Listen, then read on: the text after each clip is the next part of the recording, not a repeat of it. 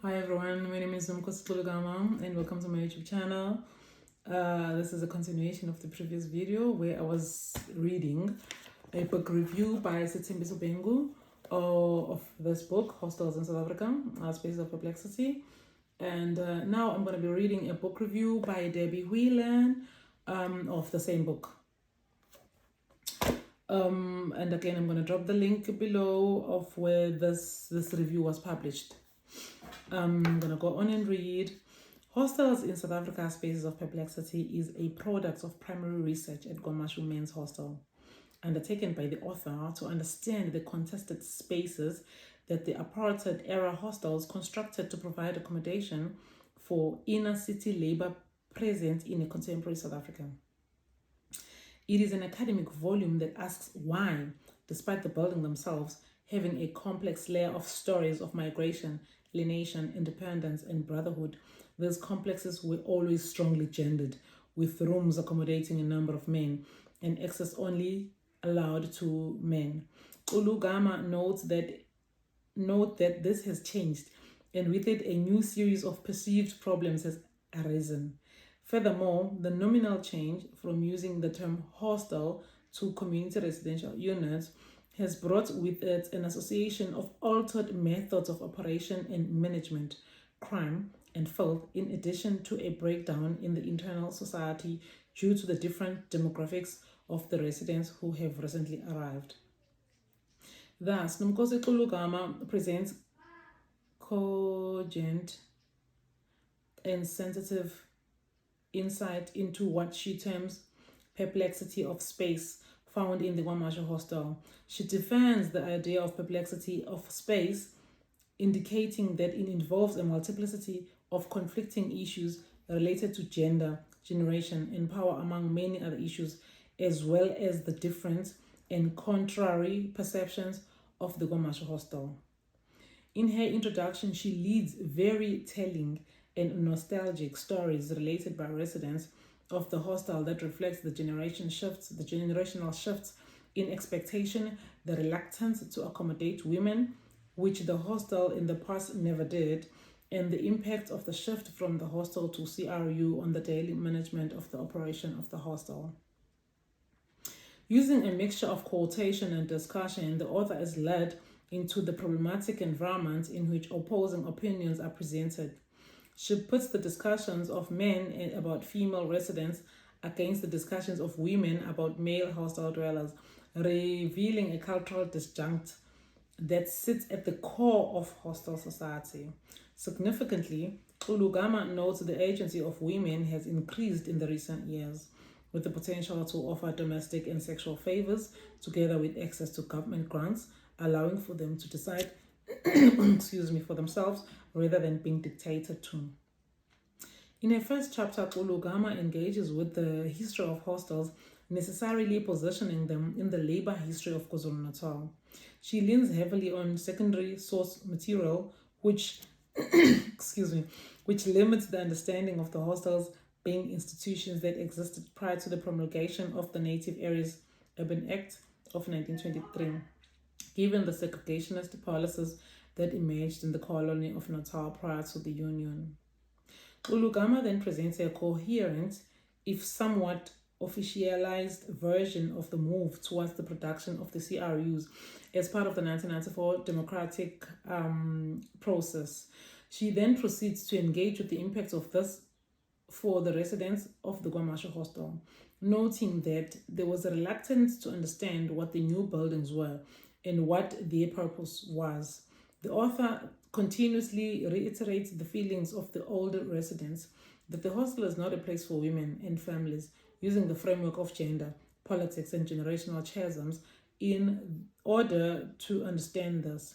Importantly, Xulu-Gama articulates the deeply politicized space of the hostels and the CRU in their construction, allocation, and occupation, and the uncertain space that the hostel and the CRU dwellers face when addressing infrastructural issues they face every day.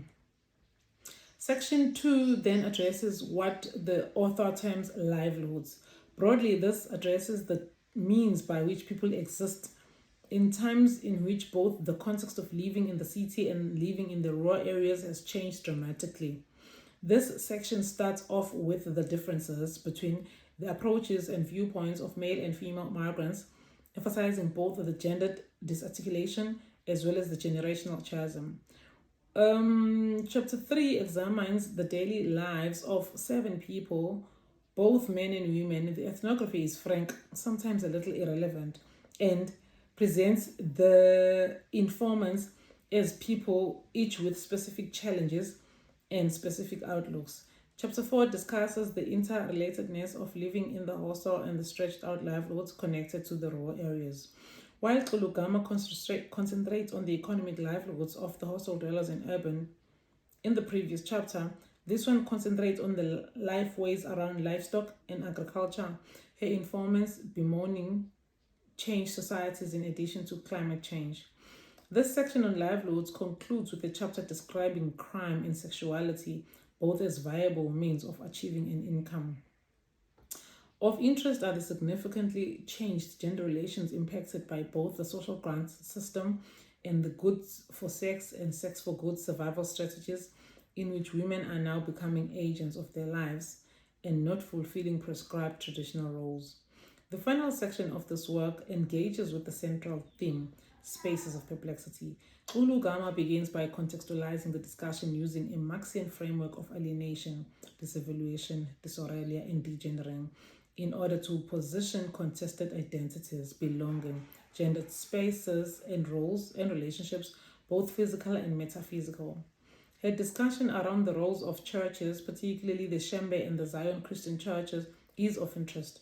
Their patriarchal approach strongly situates the male hostel dwellers as being strong traditionalists and thus tied into traditional orders of gender and space. This thread is continued in the penultimate chapter discussing gender, its tension and impact in the hostels, and the reforming of gender roles in both urban and rural areas. Xulu-Gama notes that the traditional gender roles as understood in the rural areas may theoretically not exist in the hostel, but in reality they do. However, these are a contextual and often contested. Her final chapter engages with household and housing dynamics, in which she explains the variety of different household structures that exist in contemporary KwaZulu-Natal, noting that this only adds to the complexity and perplexity of space in hostels.